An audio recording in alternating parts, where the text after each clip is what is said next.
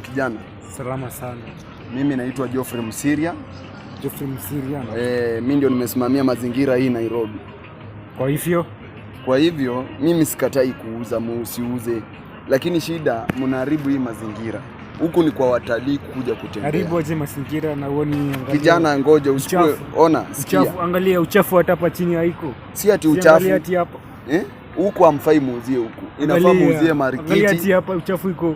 Inafaa muuzie marikiti ama huko Obama, hivyo mkienda. Huku hivi ni place maalum ya watu watalii wamekuja kuzuru Kenya. Sasa wewe tutaenda na wewe ndani.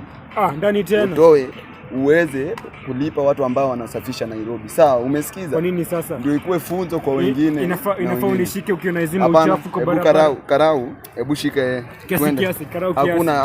Hakuna, hebu tuende. Unaeleza nini? Twende utajibia mbele. Unaeleza